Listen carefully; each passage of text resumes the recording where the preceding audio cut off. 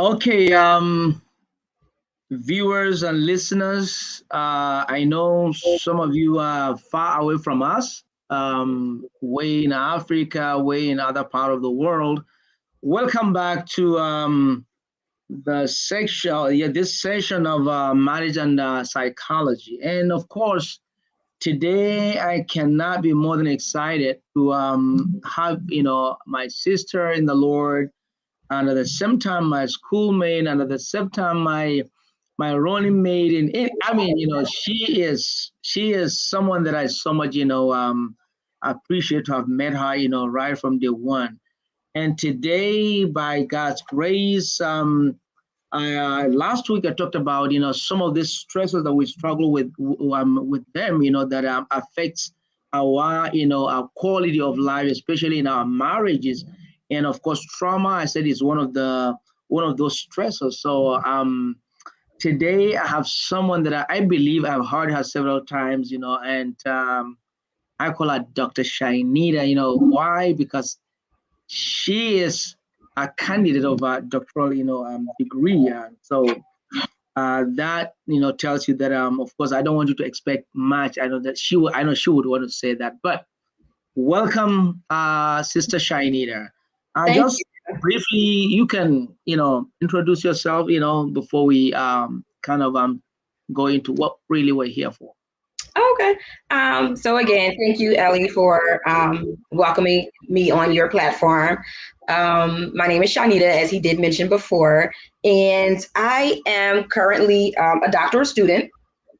I will be I'm receiving my doctoral of arts degree in marriage and family therapy, and I have a passion for working with women, so empowering women, because sometimes we need the extra push. Mhm.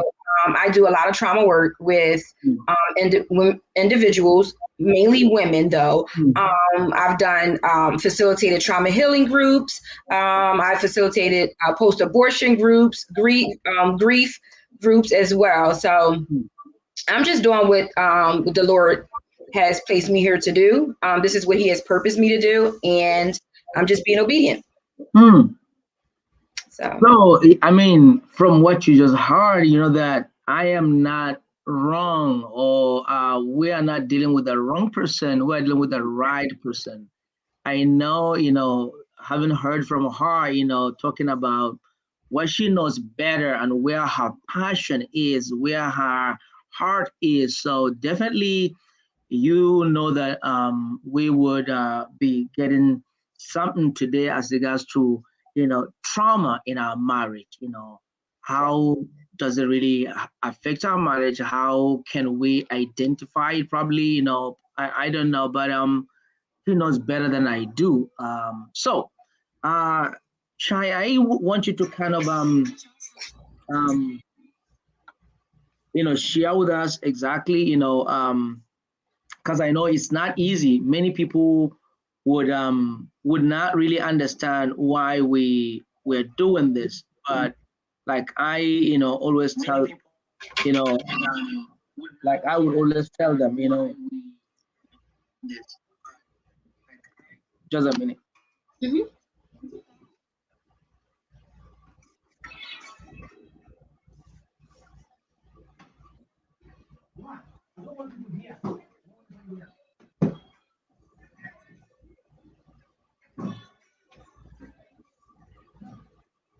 Because I know we're live, and I know Ellie wants he would like for me to speak on trauma, and I'm not sure if he has already given you guys information or background with trauma, um, but just to let you know, just to inform you that trauma is an emotional response to a negative event that has taken place in your life. That event could be an accident, that event could be um, a traumatic event. So that event could be a rape, it could be a disaster. So when we talk about trauma, we're talking about something that has really impacted your life in a negative way. it affected you in a negative way. So here's Ellie now. I see he's coming back now. So Ellie, when you are dealing with I was just sharing with them, what was I on pause? Because I was just talking about what trauma was, just a brief definition of what it was. Good, yeah, because that was going to be the first thing that we would like to know, because people need to know what is trauma. If they know what is trauma, then they can really understand why we're talking about it. And so I don't know how. I'm sorry that I had to kind of be sidetracked. So no, it's fine. I was just saying that trauma is an emotional response, to a terrible event that has taken place in our life. It affects us. Trauma can affect your memory. And when I say affect your memory, so trauma does affect the brain, and it's important because for many people, when you experience trauma or any a traumatic event, a trigger, you may have like a flashback, you may have nightmares, you may have sometimes, you can have panic attacks, depending on what has taken place in your life. Sometimes you have overwhelming thoughts or intrusive thoughts. So trauma is definitely it's not comfortable. It's not comfortable, and a lot of times our suffering comes from trauma. It comes from trauma. So Shai,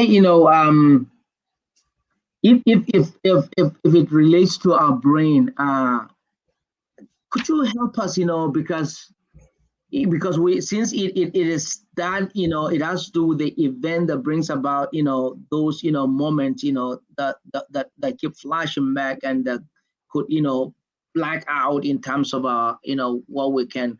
So what part of the brain would you think? So I would say, immediately I would say the prefrontal cortex. And that's good that you're actually speaking on the brain, right? Because trauma in the brain, it affects the brain on so many levels. It really does. And, we don't know that, but that's because, we have to be taught these things. So like I said before, it does affect our memory. It does affect the way that we make decisions, the way that we make decisions, the way that we see or we view the world around us. So so for instance, you may suppress. I don't know where I went. Ellie, are you still there? Yeah, I'm there. Okay. Okay. I just wasn't sure. So you will suppress your trauma will have you suppressing your memories. It will keep you in a constant state of emotional reactivity. So when I say that, sometimes we will perceive things or we will project things on people that is not really there. We project our feelings. And sometimes it's hard for us to grasp what we're actually feeling or to grasp, how we're feeling emotionally. A lot of times when we've experienced a traumatic event, sometimes we'll say, okay, I'm mad. Or sometimes, we say I'm sad, but these feelings go deeper. You can say, well, I'm feeling shocked, or I'm feeling embarrassed, or I'm feeling angry, but we have to get to the root of that. Why are you feeling that way? Where is that coming from? And and sometimes you don't know. Sometimes a trigger may be, someone, like for instance, someone who may have been abused. And their perpetrator or may have wore cologne at the time that they were abusing them. And so years may go by and you think that, okay, I'm fine. This is no longer affecting me. And then someone walks by you or someone enters the room with that same cologne that your perpetrator wore, right? Immediately, your hands can start sweating, or you may start rocking back and forth, or you just get this like, or you may get a state of shock. Like, wait a minute, what's going on? And what's important to know that your body is going to always tell you. Your body will always let you know what's happening. Now I'm glad that you talk about abuse. You talk about abuse. So now, since we're talking about trauma affecting our marriages, and these are events that sometimes people don't pay attention to. Probably the husband, causing those events, or probably the wife causing those events. So what are those type of abuse which you kind of probably point out that you think that could leave traumatic event in our life? So a traumatic event, so if someone was abused, say someone could have been abused, male or female, they could have been sexually abused as a child. And so now, because they were sexually abused as a child, they could have suppressed those memories. But then now they get married, right? And then when they get married, they sometimes feel like, okay, I can't perform sexually. And still trying to figure out why, but because they suppress the memories, it's like, it's important to go to therapy, but because the memories are suppressed, it's like, okay, where's this coming from? But then sometimes we do recall what the abuse that we endured. Sometimes people endure domestic violence, sometimes, and it goes both ways. It's not just male beating a woman or a male abusing a woman. It can also be a female doing the same thing. But and if you're growing, and as you continue to grow, like you from a child to an adult, right? And you experience trauma, that trauma is going with you until you begin to deal with it. So when say you had never dealt with the traumatic event in your life, and you get married, right? And it doesn't even have to be sexual, but your whole attitude or on life, you can have negative thoughts. And your husband's not understanding, well, why are you, or your wife's not understanding, well, where's this coming from? It wasn't always this way, but I do think the approach about it has to be, you can't meet a negative approach with a negative approach. You have to meet that approach in a positive sector of things, So if I'm married and I see my husband, his attitude is changing, or we were watching a movie and he can't watch this movie. Well, I'll ask him, well, why can't you watch this movie? Well, what happened? But then sometimes there are groups out there that a husband and wife can attend to together, especially if it was someone could have experienced DV in the previous relationship. There are many things that goes on that happens to us, and sometimes we are not able to voice what actually happened. Because sometimes. Yeah, thank you. See, I think that's why when something is not going right, so we sometimes try to push it, like you just rightly said, because we don't want to kind of make a rethink and assess. Like I talked about early preparation, before you get married, and I talked about asking questions, before you got married, and trying to pay attention and observe your fiance and see why is she this, or ask those questions. So now from what you are saying, now I can see that now definitely from a childhood, one can what can be carrying along with him that traumatic event that happened, but because there was no proper attention and it was not taken care of, there was no any counseling or therapy, so to say, that has helped that person. So how would you think now we can avoid traumatic events, probably as a child, childhood? How do we avoid childhood trauma? How do we avoid probably leaving our wives or our husbands? How do we avoid, let's talk about how do we avoid childhood trauma? So I'll be honest with you, Ellie, I don't know if you can avoid childhood trauma. That would be a wonderful thing. That would be miraculous if we can avoid childhood trauma. But then with childhood trauma, we're talking about attachment. You begin to talk about your attachment and how you were nurtured.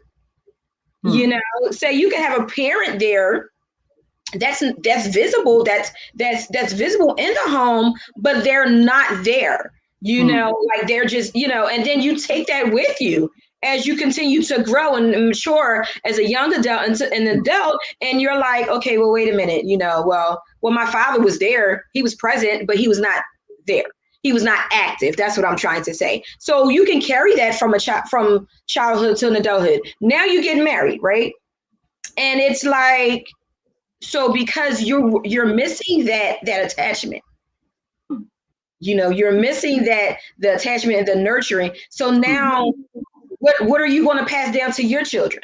Are you going to decide to change that? Are you going to decide, okay, well, you know what? This is how I was raised. I no longer want to continue that family cycle. So if I don't want to continue that family cycle, I have to be the one to break it. You know, many people say generational curses, but I like the term the breaking the generational cycles.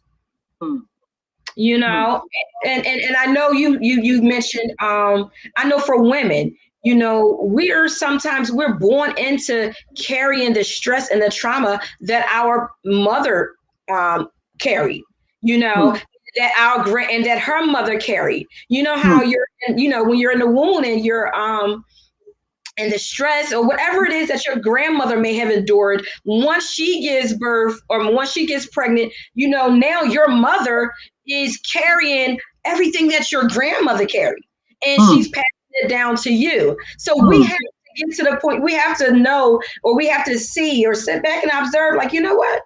I want things to be different. I want things to be different for the next generation, for my children. So you can break this cycle. You just have to want to, and it won't be easy. It may not look pretty either.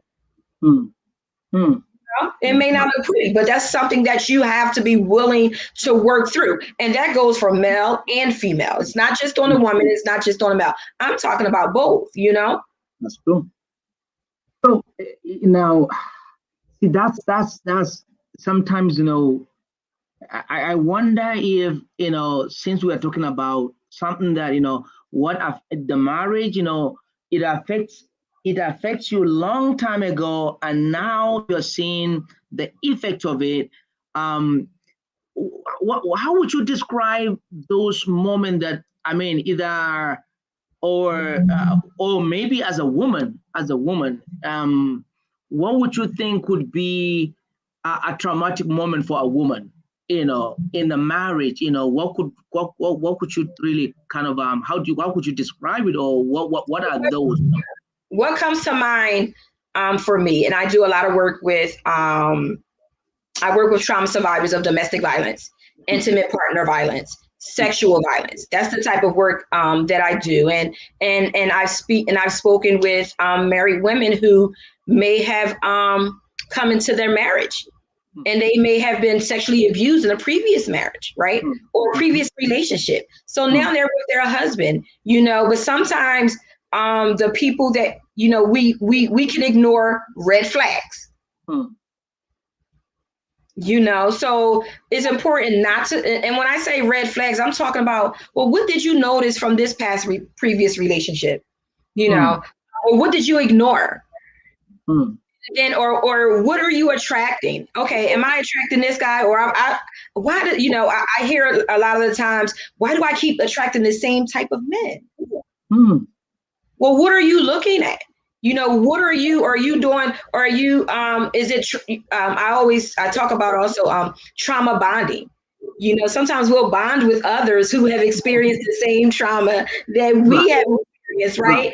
And so say you meet your fiance, you meet your boyfriend, whoever, and then you get married. But the bond that you guys share came from the trauma that you both endured, right? And so now they want one of you guys decide to get healed, and the other person isn't, or is not ready, or doesn't want to open up, you know, to anyone else about it. Like, what do? You know, so traumatic events can be, like I said, intimate partner violence. It could be domestic violence. It could be, and domestic violence is not just physical violence. Domestic violence, we have to look at the emotional part. You know, we have to look at verbal abuse. You know, we have to look at financial abuse too. So there's a lot to uncover and to unpack here that happens in marriages daily. But one thing that what's important, we need to start asking the person who we're dating or courting, however you may look at it, whatever term that you're comfortable using, you know, where is your emotional, like, ask the person, where are you emotionally? You know, because some people, you know, say if you're dating and then you're dating someone and they have a thing where they have control issues. But so if you have control issues, that's affecting you emotionally, because where's that coming from? Right. What's the root of that? You know, it's a lot, Ellie. It is really a lot. So now, it takes you back a little bit. So since talking about emotional, moment in our marriages, so now it means, because in one of my experiences, with those people who are struggling, having some, difficulties in their marriages, sometimes they relate it to, they say, well, she doesn't allow me, or he is not interested in having sex. So now, what advice would you like kind of give to either him or her who is, the interest is not there, and how do you want them to kind of explore to know how to kind of help each other, or to kind of find out if there's need for them to go for help? Right. Okay, so I'm glad that you asked that question. A lot of the times we don't, we have poor communication. There's poor, you have to know how to communicate, but not just communicate to talk, but also listen. You have to be able to listen and actually hear what the other person is saying, right? What they're expressing. Sometimes you can look at body language and see, oh, this makes them uncomfortable. Okay, and sometimes you get individuals who may be afraid to say, I'm uncomfortable doing this, because they feel like, okay, well, I have to please my husband, I have to please my wife, but this is making me uncomfortable.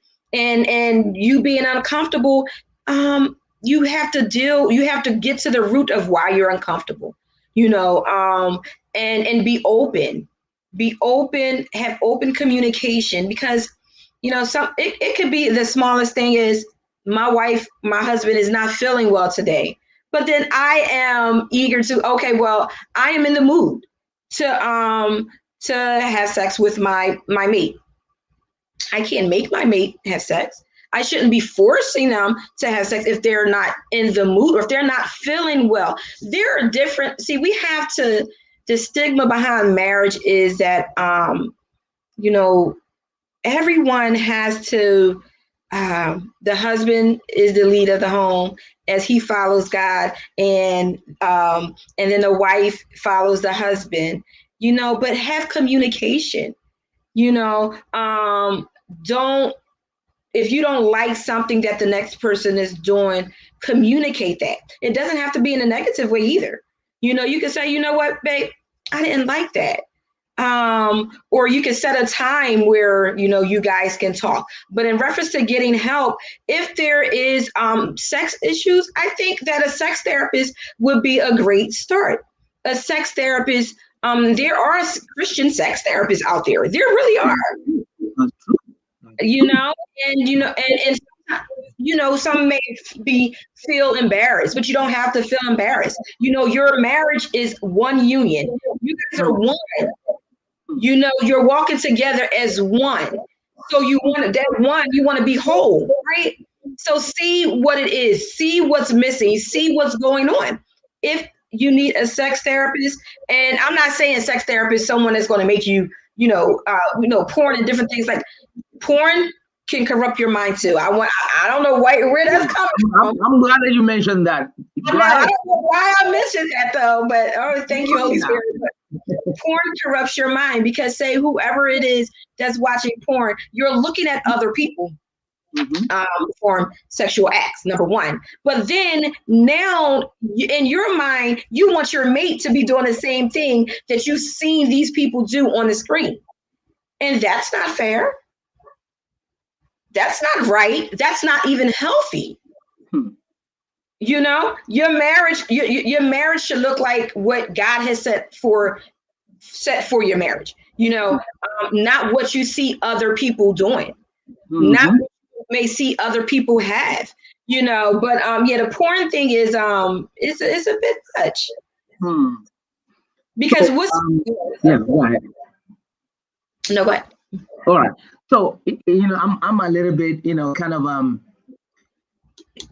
now they, I believe our viewers or listeners are coming from different background. Okay. So, you know, because what may mean something to this culture would mean different thing to another culture. And I know from I would say from a Western or from an American culture, you know, you are an American, so, and you know, for me coming with my African background, I see how people live trauma, you know, or how people, you know, kind of cause trauma in their marriages, like, you know, talk about beating, you know. Now, say to beat someone here in this culture is unacceptable. But did you know that it's kind of a common thing to some other cultures to beat their wife? Right. Beat your wife, or you know, abandon your wife or reject your wife in a way that she will be home, and but yes, she's rejected. She'll be home, but yes, she'll be abandoned.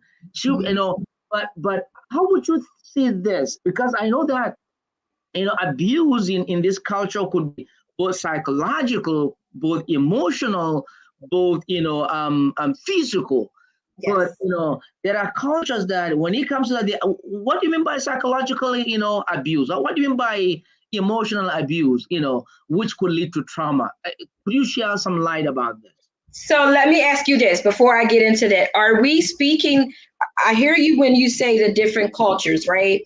But are we okay? Not even this. I'm not even going to ask the question. This is my response to what you just said. I know that we all come from different backgrounds, and I know that we, you know, the different cultures, right? But what does the Bible say? What is God saying? Are you guys, are both of you sitting at the feet of Jesus to hear what it is that he has for your marriage? Is that okay? I can, because to be honest with you, we may live in a culture, but are we of that culture? You know, I live in the United States, but I don't do a lot of the things I used to do. I used to be of the world.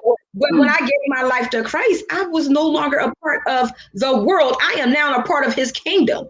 So being a part of his kingdom, what is it that I am supposed to be doing? How is it that I'm supposed to treat my husband and my wife?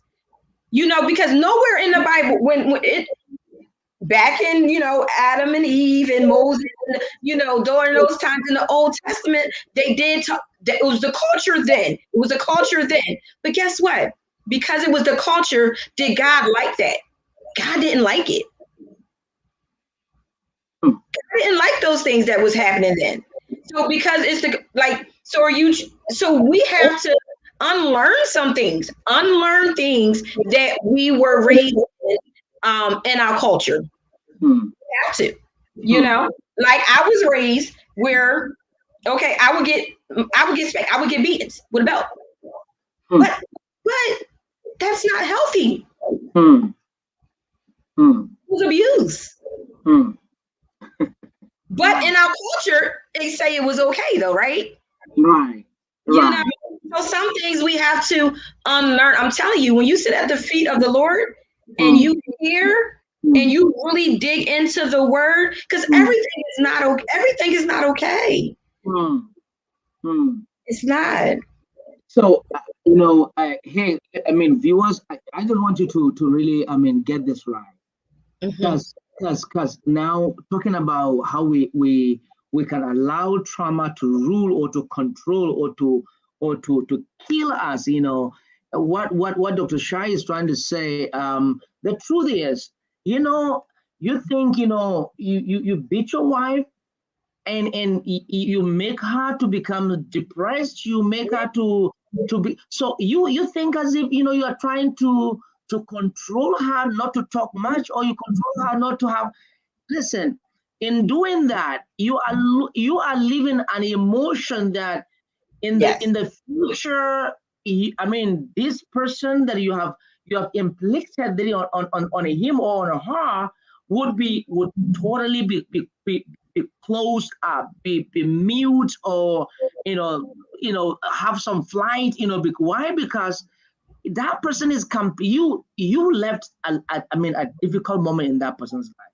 So Yes. it is not, don't even think about, because we talked about, don't allow the emotion to even, because observe it and now take care of it before it becomes, an event that you struggle to find a solution for it. So, you know, Dr. Shai, I so much, appreciate, so, if whatever advice would you want to give out there to the married ones in order to stay healthy, on top of their marriage.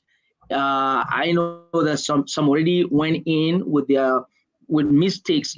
Some did not plan and it went the way it went. So, but those who are already there, they are there, and those who are about to go in there, they are trying to come in. Whatever advice would you really, The give? advice, Yeah. the advice that I would give is have a couple of things.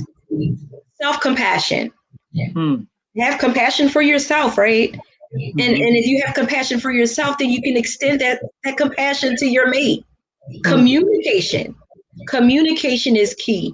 We have to communicate what we're feeling day in and day out. If there is space is needed, okay, you know what?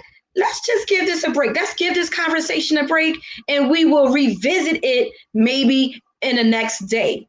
Don't hold on to grudges or to things that may cause a lack of communication or negative communication. I like to see thriving marriages. Sit at the foot of God, sit at God's feet and ask him, Lord, what is it that I need to change? Because that's another thing. We'll pray for our mate to change, but what is it that we need to change? Sit and you know what? Choose a time that you can sit and pray with your mate and acknowledge their existence, acknowledge their part in the marriage. There's so much that is needed to be discussed, that should be discussed, and it's not. I know we don't have that much time, but a takeaway is communication. A takeaway is compassion, not just self-compassion, but compassion. Love one another. You know how, we say, we have to love our neighbor, but then, Mhm. or you love the person outside, but you're not loving the person inside. Mm, And mm, you have to love yourself. mm, Because really, genuinely, how can you really love someone else? How can you really, truly love your mate when deep down you're really not even loving yourself? You have this mask on. Take the mask off today. Choose to take the mask, unmask, and mm, heal from whatever trauma that has broken you. Walk together in your marriage in one. Love one another. mm. Communicate about everything. And that's just what I would have to say. I'll leave you with that. Thank you.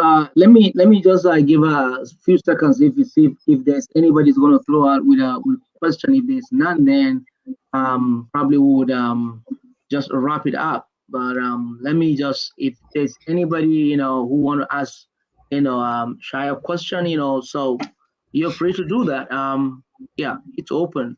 So but if there's none, but if you have it, as we wrap up, we could take your question. But if there's none, that's fine. So, my beloved, viewers, wherever you are, I appreciate you for your time, and want to appreciate you, Shai, for the time that you took into to write, kind of share with us about, trauma, and of course how it affects, our marriages, and of course affect us even directly. And so we need to really, she said, communication. And that's why we talked about, I talked about, communication, on this platform. So it is very, very important, because if you don't communicate, you will never understand what the person is going, his feelings, her feelings. So communication let us understand about each other. So, but when we don't communicate, then we're living in a different world. So blaming this one or blaming that one, or expecting this one or expecting, but until we communicate, and that, we will not want to get it. So thank you so much, and I hope you're not going to close your door to me, because I believe, I will still want to kind of invite you, some other time, Thank you very much. I appreciate you, thank you so much. And thank you for having me. Thank you for having me. And you're doing great work. This is great work. This is great work. So viewers, have a wonderful time. See you next week. Enjoy yourself, stay safe, and have a healthy life. Bye-bye. Yes. Blessings. Bye-bye.